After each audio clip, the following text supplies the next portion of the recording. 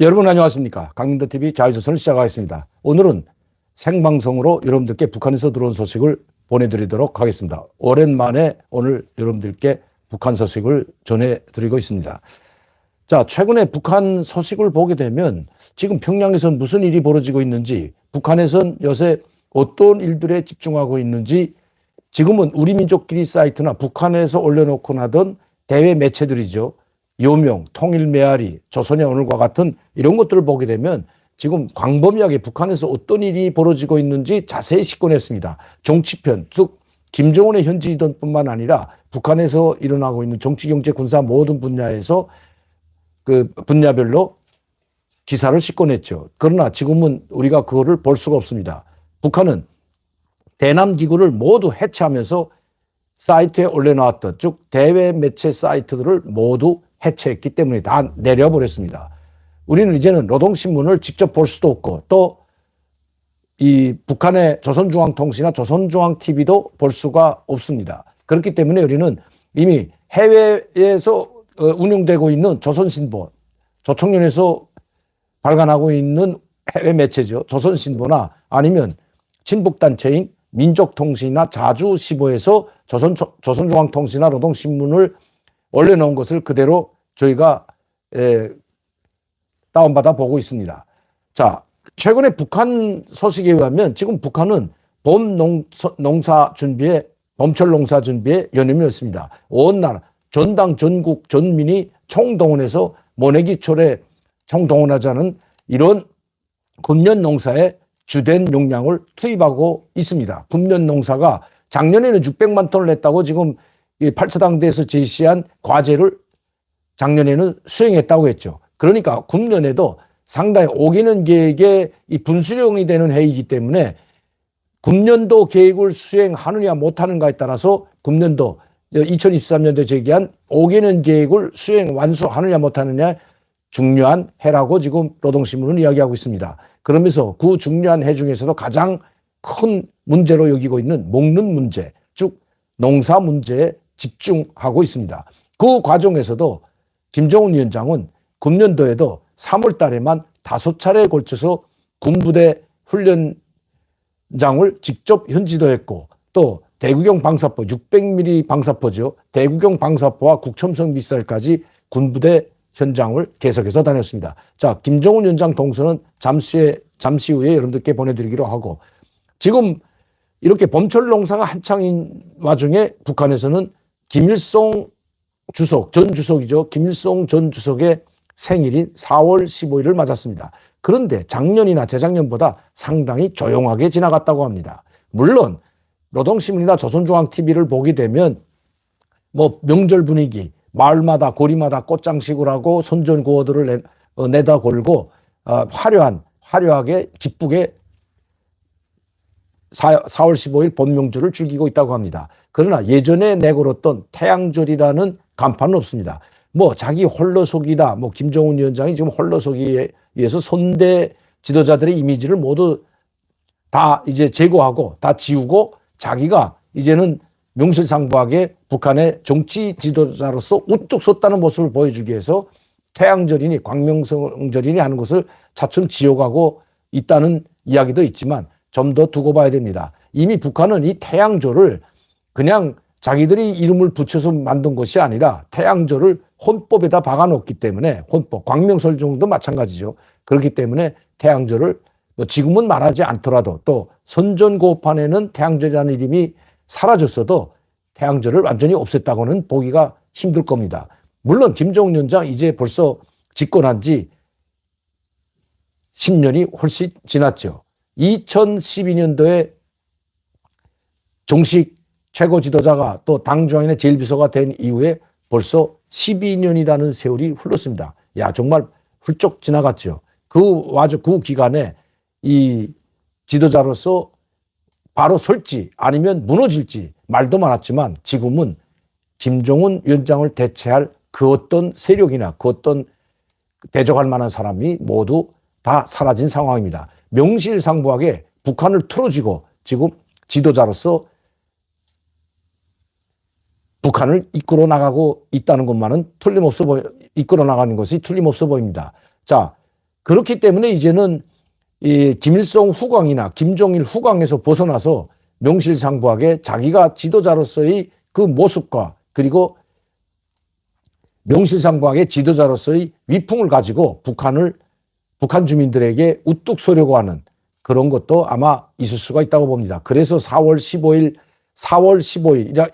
간판 구호들을 보면 경축 4.15라고만 썼고 그리고 본명절이라는 선전 구호들을 심치 않게 볼 수가 있습니다. 물론 지금 북한에서는 4월 15일 분위기를 띄우면서 경축 행사도 하고 뭐 노래 김일성 광장에서 경축 모임, 무도회, 또 공연 이런 것들은 하고 있습니다. 또 봄예술축전, 4.15 봄예술축전도 진행하고 있고요. 또 해외에서 지금은 북한의 중국의 아주 고위급 인물이 지금 북한을 방문했죠.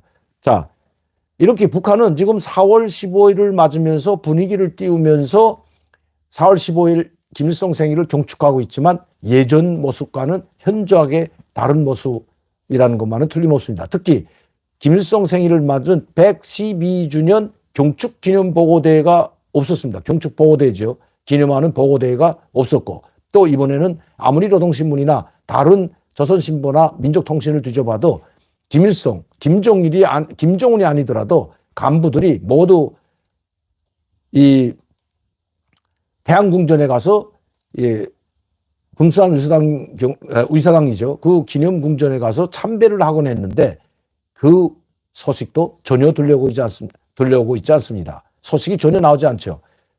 김일성 생일 경축 보고대회나 기념 보고대회나 또 간부들의 김일성 궁전, 태양궁전에 참배했다는 그런 뉴스도 전혀 없습니다. 김정은과 그 가족들, 백두일통이라는 김여정은 가지 않더라도 간부들은 모두 최룡해를 위시로 해서 당정군 고위 간부들이 모두 대거 참배를 하곤 했지만 또 금년 2월 16일에도 참배를 했지만 이번에는 참배가 없었습니다. 물론 이제 7월 김일성 사망 주기를 보게 되면 그때 보게 되면 아마 또 참배를 갈지 모르겠지만 생일 때에는 이번 생일에는 참배가 없었다는 겁니다. 그만큼 이제는 북한에서 김일성이라는 이 선대 지도자가 점점 국민들로부터 북한 주민들로부터 점점 멀어져 가면서 오히려 김정은 위원장을 찬양하고 칭송하는 선전 구호들이 김일성 생일인 어제와 오늘에도 지금 북한 거리를 도배하고 있습니다. 자, 이 북한 이번 그 김일성 생일을 맞으면서는 아니지만 75주년을 맞으면서 중국과 북한의 조중 친선 70주년을 맞으면서 고위급 대표단이 북한을 방문했죠. 중국 서열 3위 시진핑 주석 다음에 총리죠. 리창 총리가 있고 그리고 3위가 바로 정치국 상무위원인 전국인민대표대 상무위원회 위원장이죠. 전인대 대표인 이 대표대 상무위원장인 이 조락제인데 이 조락제 위원장이 북한을 방문했습니다. 이 북한 평양 비행장에는 여러분들이 보시는 것처럼 최룡해가 나왔고 많은 간부들이 여기에 함께 마중을 나와서 대환영을 했습니다. 환영 군중 인사들도 나와 있습니다. 여기 평양시 군중들이 환영을 하고 있고 열병식을 사회라는 모습인데 여기는 중국 공산당의 상당히 많은 간부들을 데리고 나왔습니다. 이게 보게 되면 중국 공산당 주연의 대연락부장 류건초 동지라고 하죠. 류건초가 여기 같이 나와요. 류건초. 그리고 전국인민대표대회 상무위원회 비서장이면 상당히 높죠. 이 상무위원회 위원장담인데 이 비서장 6위, 문화 및 관광부장 손업래. 이 문화 및 관광부장이 온 것은 아마 북한하고의 이 관광 활성화 때문에 온 것으로 보여집니다. 그리고 외교부부장 마조욱이 나왔고요. 상무부 부부장, 이게 상무부는 이 경제협력 부서죠. 경제부서인 상무부 부부장 니비가 왔고요. 중앙군사위원회 국제군사협조 판공실 부주임, 그러니까 중앙군사위원회 비서실 부주임입니다. 부주임 장보군이 여기 함께 왔습니다. 그리고 국가국제발전 협조소 부소장, 양위군 동지 이렇게 아주 고위급 인사들을 데리고 북한을 방문했는데 최근에 들어와서 이렇게 고위급 인사가 북한을 방문한 것은 처음 있습니다. 러시아와 북한이 지금 전략적 동반자 관계, 상당히 친밀 밀접한 관계로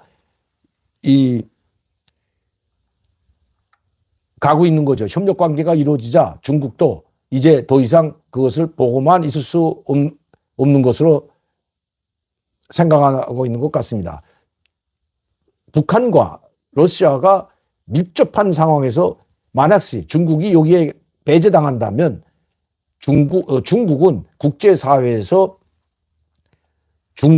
북한을 통솔한, 북한을 컨트롤하는 그런 역할을 할 수 없는 국가로 이미지가 추락할 수가 있기 때문에 중국이 그걸 용서할 수가 없는 거죠. 보고만 있을 수 없다는 겁니다. 그래서 중국도 이제 고위급 대표단을 보내고 또 관광 활성화, 또 두만강, 압록강 이 교두보를 여는 문제, 뭐 이런 문제들을 아마 이번에 근본적으로 상의하려고 하는 것 같습니다. 그리고 북한과 러시아가 밀접하게 친선 관계를 강화하더라도 중국이 러시아만 못지않게 더 북한을 도와줬다는 것을 보여줌으로써 지금까지 북한을 도와주고 살려준 것은 바로 러시아 아닌 중국이라는 것을, 그리고 중국은 결코 북한을 버리지 않는다는 것을 다시 한번 보여주려고 하는 것 같습니다. 잠깐 이번에 이렇게 만났는데 한때 언론 매체들이 많은 보도가 있었죠. 이번에 김정은 위원장이 나타나지 않고 있다. 김정은 위원장이 만난다는 소리가 없다. 지금 가는 날짜가 13일 날 돌아가는 걸로 되어 있는데 11일 날 도착했죠. 11일 날 도착해서 12일 날 경축보호대에 참여했습니다. 70주년 경축보호대. 이 사진이죠. 조중친선의 개막식 진행. 자, 여기 조중친선의 개막식이 13일 날 있었습니다. 12일 날, 13일 날, 11일 날 도착해서 12일 날 동평양 대국장에서 조중친선회의 개막식이 있었습니다.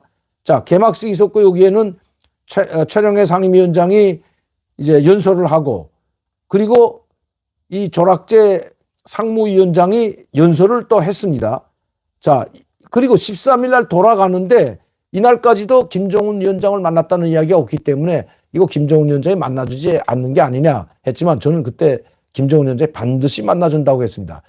중국 서열 3위, 당전에 정치국 상무위원이 왔는데 김정은이 안 만나게 된다면 조중관계, 즉 북한과 북중관계, 중국관계는 그야말로 깨질 수가 있기 때문에 김정은이 그런 바보짓은 하지 않을 겁니다.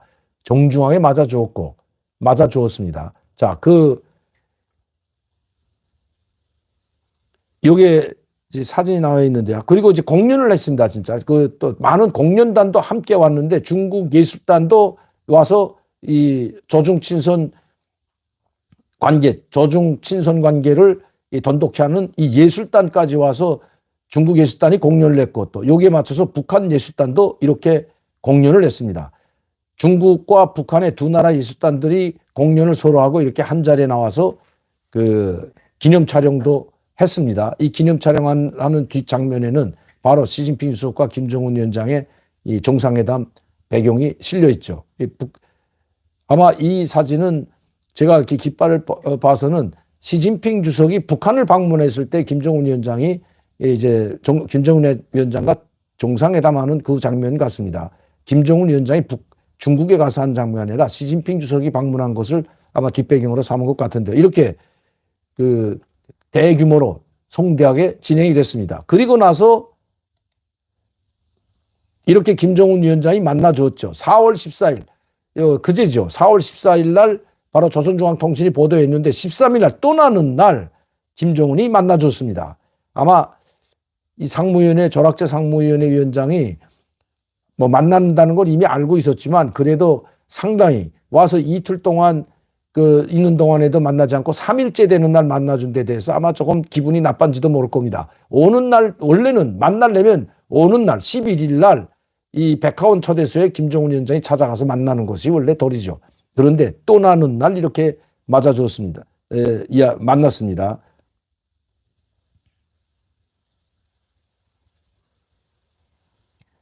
이 자리에는 이제 많은 간부들이 참가했는데 여기에는 이제 이제 오찬까지 마련했는데 이 오찬장에는 김여정도 나왔습니다.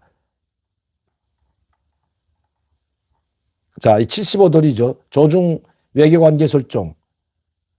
75돌이 되는 뜻깊은 해를 조중 친선회로 선포한 데 이어 진행된 데 이번 중국 및 정부 대표단의 평양 방문은 조중 친선의 불패성을 과시하고 전통적인 두 나라 친선 협조 관계를 가일충 강화 발전하는 매우 중대한 의의를 가진다 하면서 이제 그 고위 대표단과 함께 대규모 예술단이 참여함으로써 중요한 해외 중요한 시작을 알리는 행사가 이채롭고 성과적으로 빛날 수 있었다고 높이 평가했다고 합니다. 이 김정은이 이렇게 이야기한 겁니다. 그리고 이게 간단한 뭐 연회는 아닙니다. 오찬을 이렇게 함께 했습니다. 자, 이 오찬장이죠. 오찬. 간단한 이제 점심 것에 오찬이 있었고요. 그리고 직접 시진핑 주석에게 인사를 전해줄 것을 당부하고 또 이 시진핑 주석의 건강과 조중친선 발전 단결을 위해서 건배를 제의했다고 합니다. 김정은 위원장이. 자, 이게 지금 이게 중국에서 데려온 중국 통역, 이 절약제를 대동한 중국 여성이죠. 중국 통역이죠. 이 김정은 옆에 앉은 이 여성은 상당히 미모가 뛰어난데 중국 통역입니다. 여기 이제 사진에 나올 때 이게 누군가 했는데 한 젊은 여성이 이렇게 따라 나오는데 중국어 김정은의 통역이었습니다. 이게 이 현송월을 대선한 여성인가 했는데 이 뒤쪽에는 이 현송월도 있고요. 그리고 이 최선희 외무상과 김여정도 여기 참여했습니다. 여기 김여정이고요. 여러분들 보시는 이 사진이 김여정이고 이 김여정 맞은편에 앉은 여성이 지금 최선희 외무상입니다.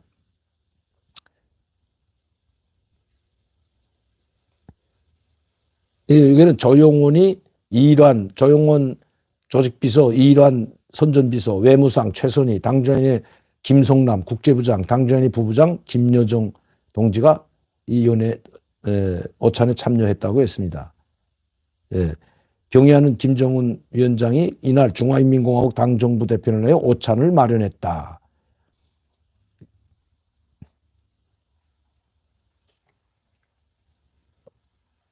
자, 이렇게 기념사진을 찍었는데, 야, 이 김정은 위원장 상당히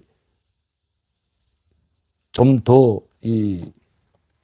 뚱뚱해진 것 같습니다. 살이 더 찐 것 같습니다. 대단합니다. 어쨌든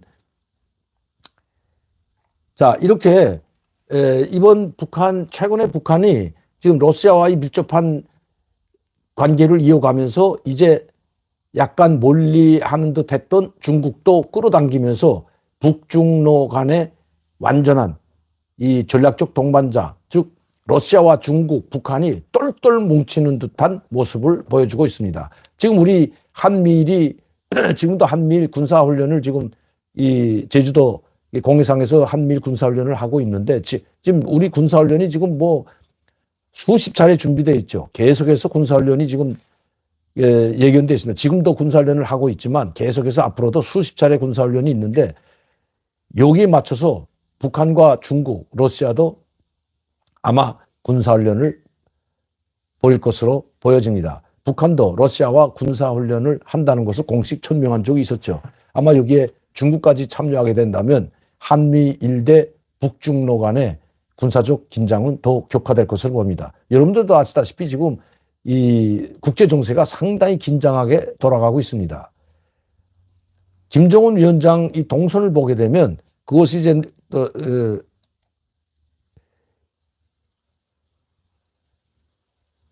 자, 이 김정은 위원장 동선 보게 되면 3월 7일, 3월 13일, 3월 15일, 3월 18일, 4월 2일 약 5차례에 걸쳐서 몇 주간 동안 약 한 3주간 동안에 5번에 걸쳐서 군부대 전투훈련장들을 직접 찾았고 4월 2일에는 신형 장거리 국첨성 미사일 발사장까지 갔죠. 고체 연료를 장착한 국첨성 미사일 발사장까지 다녔습니다. 그리고 전쟁 연습. 자, 전쟁 연습도 그냥 전쟁 연습이 아니라 조선인민군 종벌전쟁 전술훈련에 열중하다.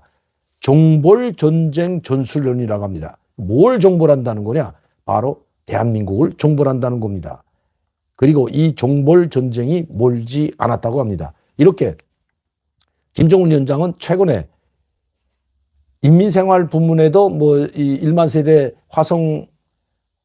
화성구역 1만 세대 제 2단계 1만 세대 건설 현장에도 다녀왔고 또 중앙당 간부학교 건설 현장도 다녀왔지만 기본적으로 김정은 위원장의 동선을 보게 되면 이 최근의 기본 동선은 바로 전투훈련장들을 기본 찾았다는 겁니다. 그것도 기습훈련, 강습훈련장까지. 여러분들 아시겠지만 육전대, 항공육전대 강습훈련장까지 직접 돌아보았고 포부대, 전방부대, 포부대들을 모두 불러서 그러니까 1군단, 2군단, 4군단, 5군단이죠. 이 포부대들의 포사격, 대항사격 훈련도 직접 봐주었고 직접 지휘했습니다. 그리고 신형 탱크들의 대연합부대 상호 훈련까지 도와줬죠. 현지도 직접 했습니다. 이렇게 또 이런 항공육전대병들의 이 낙하, 강습 훈련까지도 직접 현지도 했습니다. 탱크 부대, 포부대, 우리 한국을 겨냥한 포부대 집중 사격 훈련, 탱크 부대들의 진격 훈련, 그리고 적 후방에 침투하는 강습 훈련 특전사들, 특전병들, 항공육전대라고 하죠. 항공육전대 특전병들의 이 훈련까지도 직접 현지도 하면서 전쟁 분위기를 고취시키고 만단의 전투 준비가 됐다는 것을 치하했습니다. 자, 이게 지금 1군단, 2군단, 5군단, 4군단 이 전방부대 집중 배치된 전투부대들의 훈련도 직접 현지도 했죠. 그리고 마지막에 이렇게 이야기합니다. 이란이 이스라엘 영토에 대규모 미사일 공격을 가했다는 소식이 들려왔다. 이스라엘의 살육 만행에 대한 웅징이다. 중동 전쟁이 터지면 조선의 한국 종벌 전쟁과 중국의 대만 해방 전쟁이 동시에 일어날 것이다. 마치도 지금 중동 전쟁이 확대되기를 바라는 거겠죠. 물론 이거는 노동신문에 실린 글이 아닙니다. 이 글은 이렇게 종벌 전쟁 훈련 김정은 위원장의 현지 지도를 다니면서 이렇게 세시하게 어떤 부대, 어떤 훈련 지도를 하고 어떤 포가 동원됐고 어떤 탱크가 동원됐는지 어떤 항공육전대 부대들이 투입됐는지를 낱낱이 여기에 모두 서술을 했는데 이건 다음 시간에 제가 한번 구체적으로 말씀드리겠습니다. 한호석 정세연구소 소장, 민족통신의 한호석이라는 한국 사람, 특히 미국에서 발간하는 민족통신의 그 주필입니다. 바로 한호석입니다. 종벌전쟁, 조선인민군 종벌전쟁 전술훈련에 열중하다. 그리고 중동전쟁의 확대는 곧 한반도의 종벌전쟁, 북한의 종벌전쟁으로 이어질 것이라고 지금 이렇게 이야기하고 있는 것입니다. 김정은 위원장 동선 여러분들께 간단히 말씀드렸지만 최근에 김정은 위원장은 이런 5번에 걸쳐서 인민군 부대들의 훈련장을 돌아봤을 뿐만 아니라 자 이렇게 이 조락제 중국 상무위원회 위원장을 접견했고요. 또 이거는 중앙당 학교입니다. 4월 11일 날 4월 11일 조선중앙통신이죠. 이 김종일 군종대학을 현지도 하셨다. 김종일 군종대학. 이 김종일 군종대학은 옛날에 말하면 평양학원입니다. 근데 군종대학으로 바꾼 것 같습니다. 이름을. 김종일 군종대학. 김정은 위원장 자기 이름을 딴 군부대학도 있죠. 김정은 국방종합대학이라고 있습니다. 국방종합대학. 이 국방과학종합대학. 이건 뭐냐면 국방대학을 국방종합대학이라고 이름을 바꾸면서 김정은 국방종합대학이라고 바꿨는데 자기 명칭을 상했고 이 김종일 군종대학은 예전에 김정일 군사정치대학을 김종일 군종대학으로 명칭을 바꾼 것 같습니다. 예전에 김일성 군사대학은 대남 일꾼들을 양성하는 그 대학을 이야기했던 겁니다. 그런데 여기에 하나 재밌는 사람이 등장했는데요. 그 숙청됐다고 했던 황병서, 여기에 다시 등장했습니다. 김정은 위원장이 군종대학을 현지도했다. 김종일 군종대학을 현지도하였다 하면서 당주한 군사연의 부위원장이 박종천, 국방상 강순남, 이용길 총참모장, 그리고 여기에 국방성 총고문 황병소 동지라고 했습니다. 이 황병소가 총정치국장이고 원수였고 제2인자였는데 이제는 국방상 강순남, 이용길보다도 뒤로 밀려나서 국방성 총고문 네 번째로 이름을 거명하고 있습니다. 어쨌든 그래도 숙청 안 되고 다시 올라와서 고문자리 총고문, 국방성 총고문. 이 원래 북한에는 고문이라는 직책을 쓰지 않았는데 왜? 이 고문은 우리나라에 가장 많은 게 고문이죠. 고문. 뭐 어느 협회 고문, 어디 고문. 고문이 우리나라에 상당히 많습니다. 그래서 북한은 이 고문이라는 직함을 쓰지 않았는데 최근에 고문 직함을 썼습니다. 가장 먼저 고문이 된 사람이 바로 김영철이죠. 통일전선 사업부 뭐 김영철이 고문으로 한때 이름 났다. 지금 그 고문 다 없어지고 김영철이도 그다음에 그 통일전선 부장했던 다 없어졌죠. 통일전선부가 아예 다 해체돼 버려가지고 없어졌는데 그때 김영철이 고문이라고 통일전선사업부 고문 김영철 했는데 지금은 이렇게 국방성 총고문으로 황병소가 다시 등장을 했습니다. 이 사진은 바로 이 김종일 군종대학을 현지도하고 군종대 학생 몇 명 안 되죠. 군종대 학생 전체 답니다. 이게 군종대학 학생들 아주 이건 이 정치 일꾼, 대남 정치 일꾼들 양성하는 것이기 때문에 이렇게 뭐 그 얼굴도 잘 나타나지도 않아요. 어쨌든 이 학생들하고 함께 기념 촬영을 했고, 그리고 이 학생들, 이 군종대학 교직원 학생들로부터 사회를 받는 김정은. 자, 이 사회를 받고 있죠. 이 교직원 학생들한테 의해서. 그리고 그 강의실도 이제 들어가 보고, 또 여기에 식당도 들어와서 이게 사과가 아주 이거 아주 여러분 지금 이게 4월인데 4월 10일 날 방문했는데 11일 조선중앙통신입니다. 사과 보세요. 좀 약간 이거 북한 온실에서 나온 지금 뭐 사과가 열릴 때 아니가 온실에서 나오는데 우리는 아주 그 새빨간데 여기는 이렇게 새파란 잘 익지 않았습니다. 사과. 어쨌든 이 사과까지 있다는 걸 봐선 근데 이 사과 어디서 났냐? 김정은이 직접 이번에 올 때 부식물을 가지고 와서 이 군종대학 학생들에게 식사를 차려주도록 식품을 직접 가져왔다고 했습니다. 자, 그런데 여기가 또 아까 제가 말했죠. 이거는 대남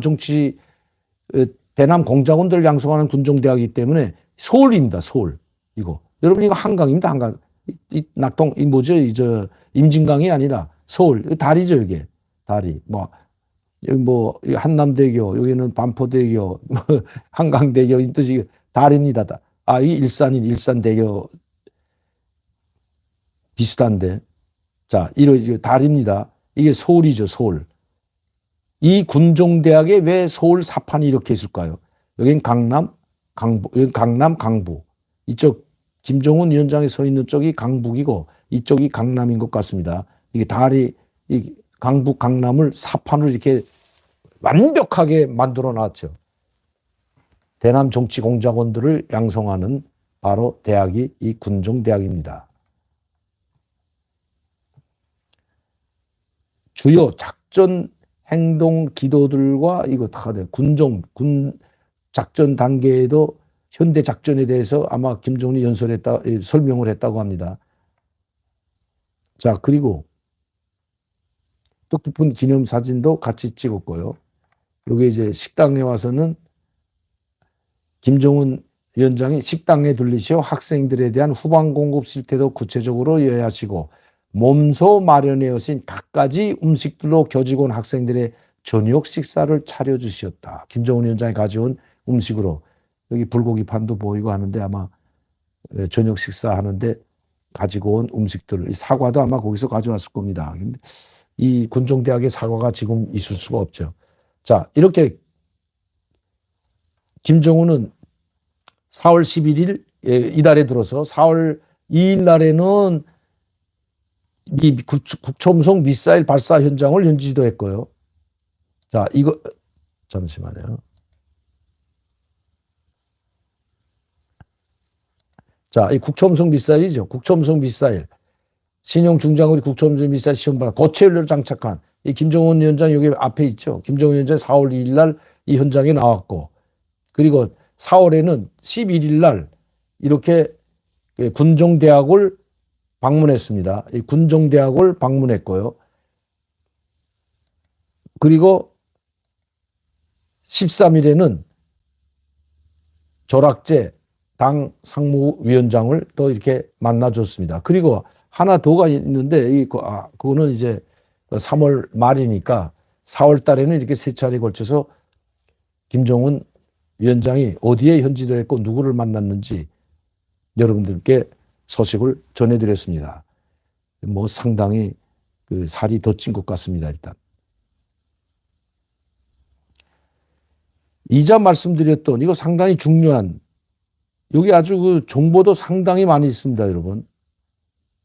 이거 제가 이제 한번 다시 이 부분만 가지고 여러분들께 이거 한번 보내드리도록 하겠는데요. 이겁니다, 여러분. 여기에 어떤 부대가 동원돼서 어떤 훈련을 했는지 구체적으로 나와 있습니다. 포부대는 어떤 포부대고, 항공육전대는 어떤 항공육전대, 항공육전대 이름까지 구체적으로 나와 있고요. 그리고 이거 1군단, 2군단, 4군단에 대한 이 이름까지 다 있습니다. 1군단장 김성철, 2군단장 여철웅, 4군단장 박광주, 제5군단장 최대용. 이게 전선군단이죠. 중부전선, 소부전선, 동부전선에 나와 있는 이 최전방 군단장들까지 열거했습니다. 이거 최전방 군단장들까지 열거한 건 처음 있는 일입니다. 그리고 어떤 부대, 어떤 훈련을 하고 어떤 부대가 참여했는지, 항공육전대도 어떤 항공육전대가 참여했는지 여기 구체적으로 나와 있는데, 이걸 가지고 제가 여러분들께 한번 다시 방송을 해드리도록 하겠습니다. 이거 좀 시간이 좀 걸리기 때문에, 그리고 우리를 어떻게 공격하는지 여기 구체적으로 지금 열거를 했기 때문에, 포도 어떤 포로 어떻게 어느 정도 제1차 타격에 어느 정도의 포탄이 날아오는지, 몇 발 날아오는지까지 구체적으로 했습니다. 1차 타격에서 몇 문의 포와 몇 문의 방사포가 동원되는지도 여기 구체적 그런 훈련을 했다고 나와 있는 거죠. 자, 그래서 종벌전쟁 훈련이 끝났다고 지금 이렇게 쓰고 있습니다. 다시 한번 여러분들께 보내드리도록 하겠습니다.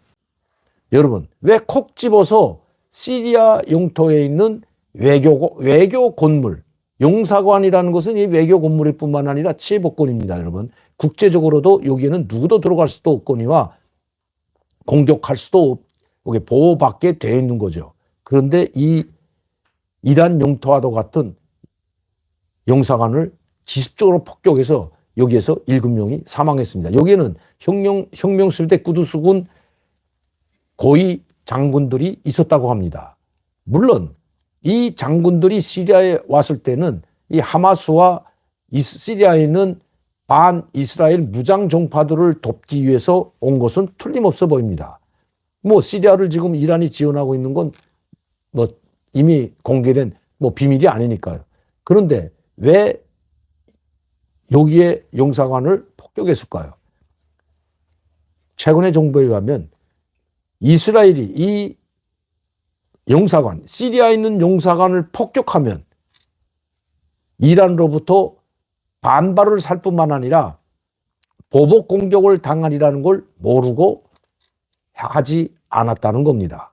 특히 용사관 건물은 치해복권에 속해 있을 뿐만 아니라 이란 영토라고 해도 과언이 아니죠. 이란 영토를 직접 공격한 거나 같다는 거죠. 그것도 외교 건물을 공격했다는 것은 국제법적으로도 이거 상당히 위험을 감수하지 않으면 공격할 수가 없는 겁니다. 여러분들 아마 2차 이라크 중동전쟁 때, 중동전쟁이 아니죠. 2차 이라크 전쟁 때, 부시 때죠.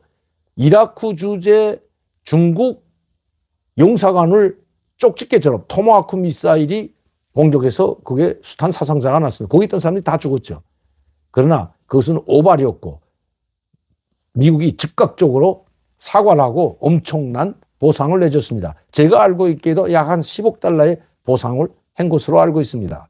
즉각적으로 사과를 해서 그때는 무마가 됐습니다. 또 그렇다고 해서 중국이 미국과 전쟁도 할 수 없는 상황인 것은 이미 뭐 뻔한 노릇이죠.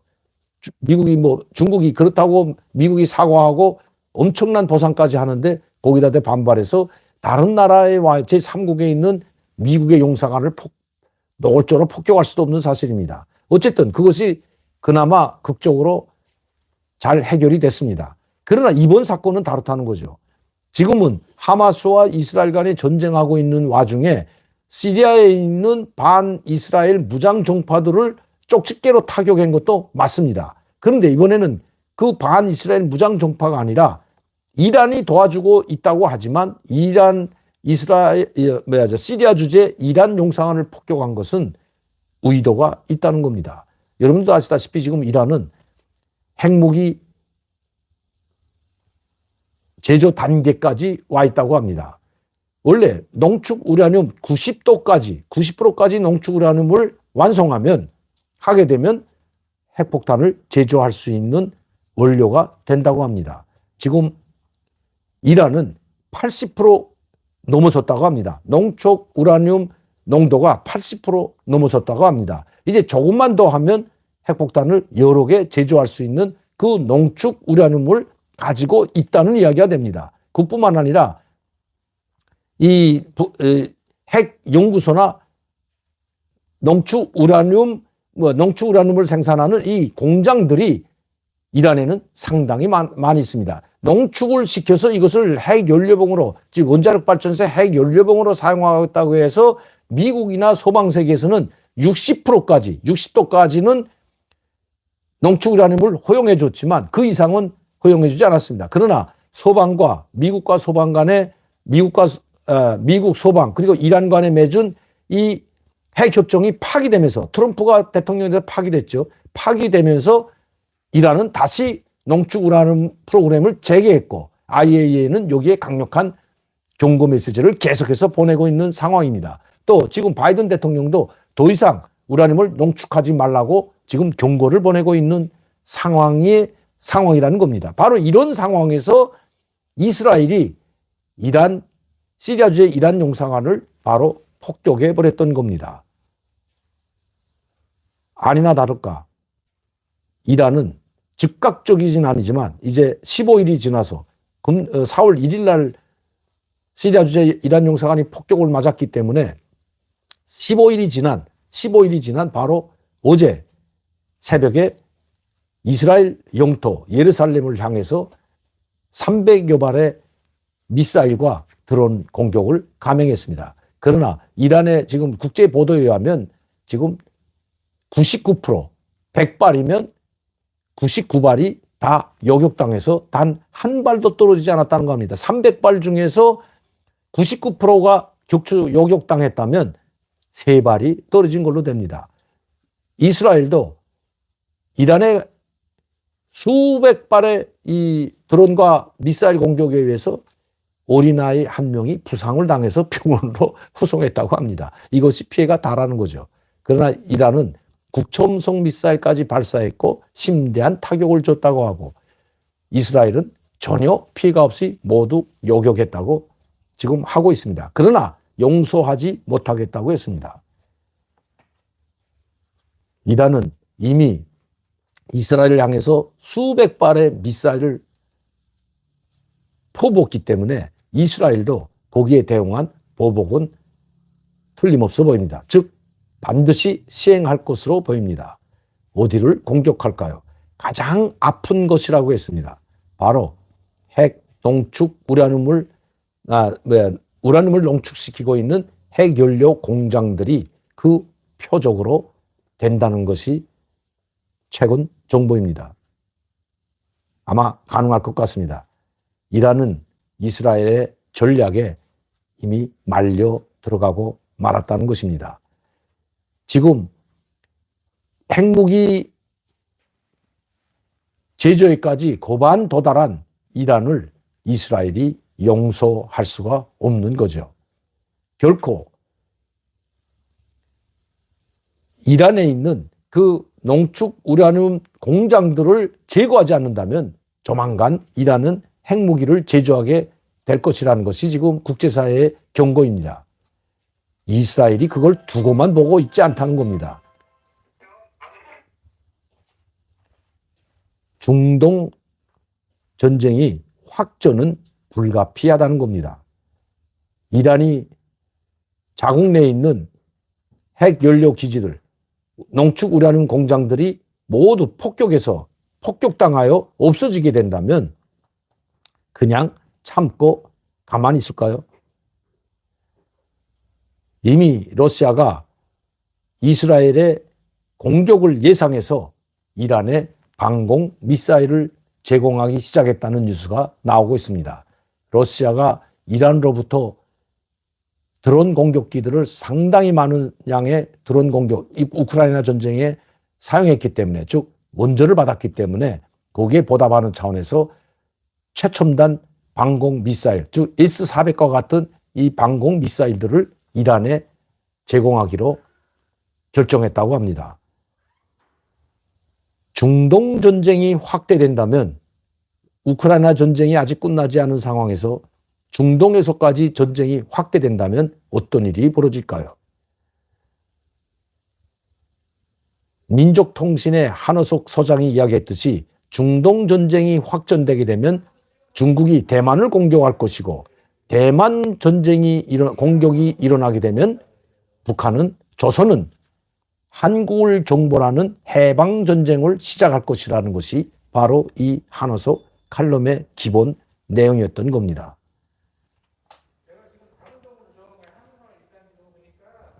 오늘도 강민도TV 자유조선 시청해주신 여러분께 진심으로 감사를 드립니다. 저는 내일 시간에 다시 뵙겠습니다. 감사합니다.